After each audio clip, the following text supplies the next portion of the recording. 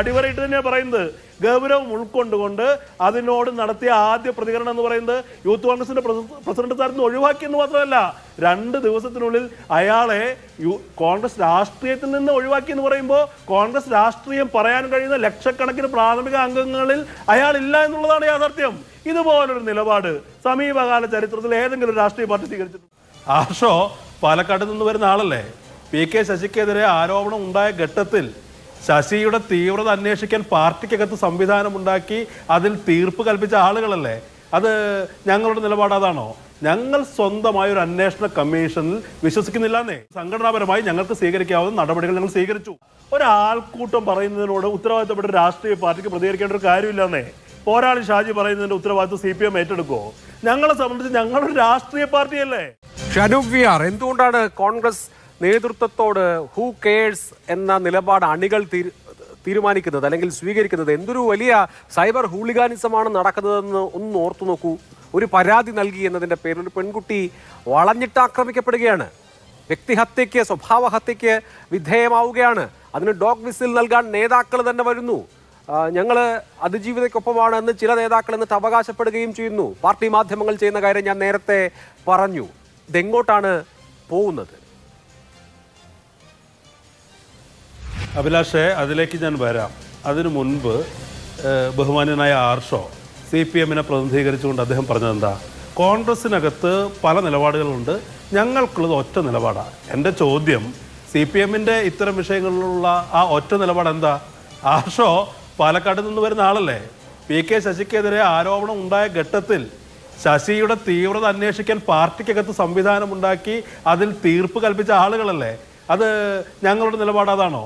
ഞങ്ങൾ സ്വന്തമായ ഒരു അന്വേഷണ കമ്മീഷനിൽ വിശ്വസിക്കുന്നില്ലെന്നേ. ഞങ്ങൾ പറഞ്ഞു സംഘടനാപരമായി ഞങ്ങൾക്ക് സ്വീകരിക്കാവുന്ന നടപടികൾ ഞങ്ങൾ സ്വീകരിച്ചു. ഈ രാഹുലിനെതിരെ ആദ്യം ഇത്തരം ആരോപണം ഉയർന്ന ഘട്ടത്തിൽ തന്നെ അദ്ദേഹത്തെ രാഷ്ട്രീയമായ ഉത്തരവാദിത്തത്തിൽ നിന്ന് യൂത്ത് കോൺഗ്രസിന്റെ പ്രസിഡന്റ് സ്ഥാനത്ത് നിന്ന് ഒഴിവാക്കി. പിന്നീട് അദ്ദേഹത്തെ കോൺഗ്രസ് രാഷ്ട്രീയത്തിൽ നിന്നേ ഒഴിവാക്കി. കോൺഗ്രസ് രാഷ്ട്രീയം പറയണമെങ്കിൽ അദ്ദേഹം രാഷ്ട്രീയ പാർട്ടിയുടെ പ്രാഥമിക അംഗത്വത്തിൽ ഉണ്ടായിരിക്കണം. അതിൽ നിന്ന് അദ്ദേഹത്തെ ഒഴിവാക്കി. ഞങ്ങൾ ഈ രാജ്യത്ത് നിയമ സംവിധാനത്തെ അനുസരിക്കുകയാണ് ചെയ്തത്. ഞങ്ങൾ അന്ന് പറഞ്ഞു ഇനി നടപടി സ്വീകരിക്കേണ്ടത് പോലീസാണ്, സർക്കാരാണ്. ഞങ്ങൾ ആ നടപടിക്ക് വേണ്ടി കാത്തിരിക്കുകയാണ്. ആ നടപടിയിൽ ഞങ്ങൾ ഇടപെടുന്നില്ല, ആ നടപടിയെ ഞങ്ങൾ പ്രതിരോധിക്കുന്നില്ല, ആ നടപടിക്കെതിരെ ഞങ്ങൾ നിൽക്കുന്നില്ല. ഞങ്ങൾ ഞങ്ങളുടെ നടപടിയെ മുന്നോട്ട് പോവുക. പിന്നെ ഒരു കാര്യം കൂടി, ഇവിടെ അഭിലാഷ് പറഞ്ഞ ഒരു കാര്യത്തിന് കൂടി വിശദീകരണം ആവശ്യമാണ്. ആ എക്കോ ഒന്ന് കുറയ്ക്കാൻ പറയണേ. എക്കോ വീണ്ടും എനിക്ക് തടസ്സം സൃഷ്ടിക്കുന്നുണ്ട്. ശ്രദ്ധിക്കൂ.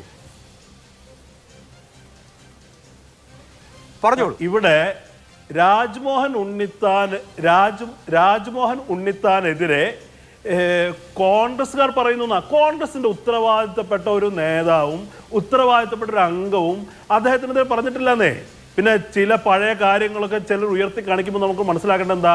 രാജ്മോഹൻ ഉണ്ണിത്താനെതിരെ സമാനമായ ഒരു സംഭവമേ ഉണ്ടായിട്ടില്ല. അദ്ദേഹത്തിനെതിരെ ഒരു പരാതിയോ പരാതിക്കാരിയോ ഉണ്ടായിട്ടില്ല. രാജ്മോഹനെതിരെയാണ് ഹൽക്കൂട്ട് ആക്രമണം ഉണ്ടായത്. ഇന്ന് നമ്മളൊക്കെ സദാചാര പോലീസിംഗ് എന്ന് പറയുന്ന ഒരു പൊതുബോധത്തിലേക്ക് എത്തിയിട്ടുണ്ടെങ്കിൽ അന്ന് അതിന്റെ ഏറ്റവും വലിയ ഇര എന്ന് പറയുന്നത് രാജ്മോഹൻ ഉണ്ണിത്താനാണ്. അല്ല, അനൂപ് പറഞ്ഞ കാര്യത്തോട് ഞാൻ 100% യോജിക്കുന്നു. ഒരു ആൾക്കൂട്ട ആക്രമണവും മോറൽ പോലീസിംഗുമാണ് രാജ്മോഹൻ ഉണ്ണിത്താനെതിരെ ഉണ്ടായത്. അത് പക്ഷെ നിങ്ങളുടെ സൈബർ അണികളെ ഒന്ന് പറഞ്ഞ് ബോധ്യപ്പെടുത്തുന്നേ. അല്ല, ഞാനൊരു കാര്യം പറയട്ടെ. ഇവിടെ പ്രതിപക്ഷ നേതാവ് അടക്കം പറഞ്ഞത് എന്താ? ഒരാൾക്കൂട്ടം പറയുന്നതിനോട് ഉത്തരവാദിത്തപ്പെട്ട രാഷ്ട്രീയ പാർട്ടിക്ക് പ്രതികരിക്കേണ്ട ഒരു കാര്യമില്ലെന്നേ. പോരാളി ഷാജി പറയുന്നതിന്റെ ഉത്തരവാദിത്വം CPM ഏറ്റെടുക്കുമോ? ഞങ്ങളെ സംബന്ധിച്ച് ഞങ്ങളൊരു രാഷ്ട്രീയ പാർട്ടിയല്ലേ? ഞങ്ങളെ സംബന്ധിച്ച് പിന്നെ ഒരു കാര്യമുണ്ട്. ഇവിടെ ബഹുമാന്യനായ BJP-യുടെ വക്താവ് എന്താ പറഞ്ഞത്? KPCC പ്രസിഡന്റ് പറയുന്നുണ്ട് അത് വർക്കിംഗ് പ്രസിഡന്റുമാർ പറയുന്നത്. അങ്ങനെയൊന്നും ആവശ്യമില്ല. KPCC പ്രസിഡന്റ് പറഞ്ഞാൽ അത് വർക്കിംഗ് പ്രസിഡന്റുമാരും ജനറൽ സെക്രട്ടറിമാരും DCC പ്രസിഡന്റുമാരും പറയേണ്ട കാര്യമില്ല. KPCC പ്രസിഡന്റ് പറഞ്ഞാൽ അത് പറഞ്ഞതാണെന്നേ. അതാണെന്നേ പാർട്ടി. ഇപ്പൊ പാർട്ടി സെക്രട്ടറി CPM-ന്റെ ഒരു കാര്യം പറഞ്ഞാൽ എല്ലാ ദിവസവും വന്ന് സെക്രട്ടേറിയറ്റ് മെമ്പർമാരും PB അംഗങ്ങളും അത് ആവർത്തിക്കണോ? ഞങ്ങളെ സംബന്ധിച്ച് കേരളത്തിലെ പാർട്ടിയുടെ അവസാനത്തെ വാക്ക് എന്ന് പറയുന്നത് KPCC പ്രസിഡന്റാ. അതിനെതിരെ നിലപാടുണ്ടെങ്കിൽ ഹൈക്കമാൻഡ് പറയും. അത് എല്ലാ ദിവസവും വന്ന് VD സതീശനും ഈ പറയുന്ന രമേശ് ചെന്നിത്തലയും അല്ലെങ്കിൽ KC വേണുഗോപാലൊന്നും ആവർത്തിക്കേണ്ട കാര്യമില്ല. KPCC പ്രസിഡന്റ് പറയുന്ന പാർട്ടിയുടെ നിലപാടോടെ നിലനിൽക്കുക. പിന്നെ വീക്ഷണത്തിന്റെ കാര്യം പറഞ്ഞു. വീക്ഷണത്തിൽ മുമ്പ് അത് സംഭവിച്ചിട്ടുണ്ടെന്ന്. വീക്ഷണത്തിൽ അത് മുമ്പും സംഭവിക്കുകയും മാധ്യമങ്ങളടക്കം ചർച്ച ചെയ്യുകയും ചെയ്തതാ. അത് സംഭവിക്കാമോ എന്ന് ചോദിച്ചാൽ സംഭവിക്കാൻ പാടില്ല എന്നതിന് അഭിപ്രായം. അതിനകത്ത് നിന്ന് മെഴുകുന്നൊന്നുമില്ല. സംഭവിക്കാൻ പാടില്ലാത്തതാണെന്ന് KPCC പ്രസിഡന്റ് പറഞ്ഞാൽ അതിന് വലിയ അഭിപ്രായം ഈ ചാനലിൽ എന്ന് പറയുന്നത് എനിക്കുണ്ടോ?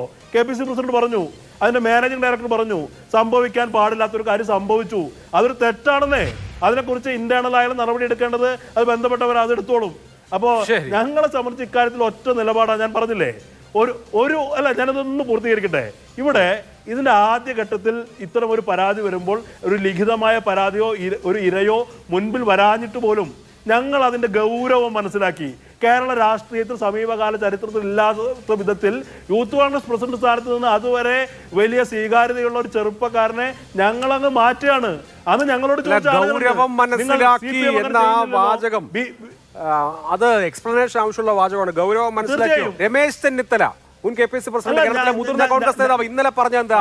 അന്നത്തെ KPCC പ്രസിഡന്റിന് മുമ്പിലും പ്രതിപക്ഷ നേതാവിന് മുൻപിലും ധാരാളം പരാതികൾ വന്നിരുന്നു എന്നാണ്. ഒരു പരാതി ഒന്നെന്നല്ല, രണ്ട് പരാതി ഒന്നെന്നല്ല, ധാരാളം പരാതികൾ. അപ്പോ ഒരു MLA ആയ പാർട്ടിയുടെ ഒരു പ്രോമിസിംഗ് ലീഡർക്കെതിരെ ധാരാളം പരാതികൾ, ഐ റിപ്പീറ്റ്, ധാരാളം പരാതികൾ KPCC പ്രസിഡന്റിനും അതുപോലെ തന്നെ പ്രതിപക്ഷ നേതാവിനും കിട്ടിയിട്ട് എന്ത് നടപടിയാണ് എടുത്തത് സാർ ആ സമയത്ത്, ആ ഘട്ടത്തിൽ? അല്ല അഭിലാഷ്, അല്ല ഞാൻ പറയാന്നേ, ഞാൻ ആ വാക്ക് താങ്കൾ പറഞ്ഞ കാര്യം ശരിയാണ്, ഞാനത് അഡ്മിറ്റ് ചെയ്യാണ്. ആ പരാതികളുടെ സ്വഭാവം എന്തായിരുന്നു? പരാതിക്കാരികൾ പോലും, പരാതി ഉന്നയിച്ച ആളുകൾ പോലും ഇതൊരു വ്യവഹാരത്തിലേക്ക് പോകാൻ ആഗ്രഹിക്കാതിരിക്കുമ്പോൾ ഒരു സംഘടനയ്ക്ക് എന്താ ചെയ്യാൻ കഴിയുക? ആ ഗൗരവം ഉൾക്കൊണ്ടുകൊണ്ട് അതിനത് സംഘടനാപരമായി നടപടിയെടുക്കുക. പരാതിക്കാരികൾ എന്ന് പറഞ്ഞത് ഞങ്ങൾക്ക് കേസുമായി പോകാൻ താല്പര്യമില്ല. പരാതി ഉന്നയിച്ച വ്യക്തി തന്നെ പരസ്യമായി പറഞ്ഞത് എന്താ?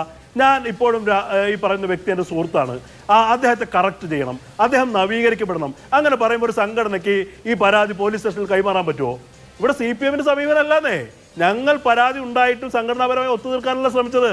ഞങ്ങൾ ഈ പരാതിക്കാരികൾ ഞങ്ങളോട് പറഞ്ഞു ഇതിങ്ങനെ ചില വിഷയങ്ങളുണ്ട് എന്ന് പറയുമ്പോൾ ഞങ്ങൾ അതിന്റെ ഗൗരവം ഉൾക്കൊണ്ടുകൊണ്ട്, അടിവരയിട്ട് തന്നെയാണ് പറയുന്നത്, ഗൗരവം ഉൾക്കൊണ്ടുകൊണ്ട് അതിനോട് നടത്തിയ ആദ്യ പ്രതികരണം എന്ന് പറയുന്നത് യൂത്ത് കോൺഗ്രസിന്റെ പ്രസിഡന്റ് സ്ഥാനത്ത് ഒഴിവാക്കിയെന്ന് മാത്രമല്ല, 2 ദിവസത്തിനുള്ളിൽ അയാളെ കോൺഗ്രസ് രാഷ്ട്രീയത്തിൽ നിന്ന് ഒഴിവാക്കി എന്ന് പറയുമ്പോൾ കോൺഗ്രസ് രാഷ്ട്രീയം പറയാൻ കഴിയുന്ന ലക്ഷക്കണക്കിന് പ്രാഥമിക അംഗങ്ങളിൽ അയാളില്ല എന്നുള്ളതാണ് യാഥാർത്ഥ്യം.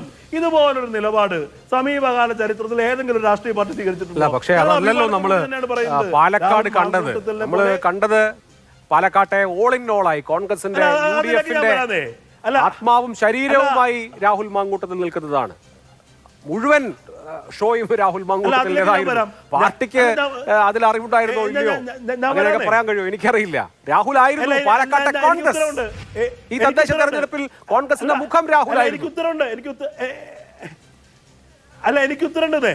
ഞങ്ങൾ ഈ നടപടി സ്വീകരിച്ചതിന് ശേഷവും അയാൾക്കെതിരെ ഒരു പോലീസ് സ്റ്റേഷനിലും കേസ് രജിസ്റ്റർ ചെയ്യപ്പെടുന്നില്ല, അയാൾക്കെതിരെ പരാതി ഉന്നയിക്കപ്പെടുന്നില്ല. ഈ സംഘടനാപരമായി പോലും വലിയ വിമർശനങ്ങൾ ഉയരുക. ഒരു പരാതി ഇല്ലാത്ത ഒരാളെ മാറ്റി നിർത്തണോ എന്നൊക്കെ പറഞ്ഞ് എന്നിട്ട് പോലും ഞങ്ങൾ സംഘടനാപരമായ നടപടി ഞങ്ങൾ പിൻവലിച്ചിട്ടില്ല. അപ്പോൾ പ്രാദേശികമായി ചില ആളുകളൊക്കെ ഇദ്ദേഹത്തിന്റെ സാന്നിധ്യം ആവശ്യപ്പെടുകയും വോട്ടർ സ്ലിപ്പ് കൊടുക്കാൻ അല്ലെങ്കിൽ വോട്ടർമാരെ സമീപിക്കാൻ വരികയും ചെയ്യുമ്പോൾ ആ സാഹചര്യം എങ്ങനെയാണ്? ഇപ്പൊ സാഹചര്യം മാറി, പരാതി കൊടുക്കപ്പെടുന്നു. ഇപ്പോൾ ഞങ്ങൾ പറഞ്ഞത് എന്താ? ഞങ്ങൾ എടുക്കേണ്ട നടപടി സ്വീകരിച്ചു. ഇനി നടപടി സ്വീകരിക്കേണ്ട കേരളത്തിലെ പോലീസിംഗ് സംവിധാനമാണ്, പരാതിക്കാരാണ്. ഇപ്പോൾ ആ കോണ്ടെക്സ്റ്റ് മാറിയ കോണ്ടെക്സ്റ്റിൽ ഞങ്ങൾ മാറി. ശരി, മാറിയ കോണ്ടെക്സ്റ്റിൽ ഞങ്ങളും മാറി എന്നാണ് കോൺഗ്രസ് പറയുന്നത്. ഓക്കെ, ഫൈൻ, ശരി ശരി ശരി.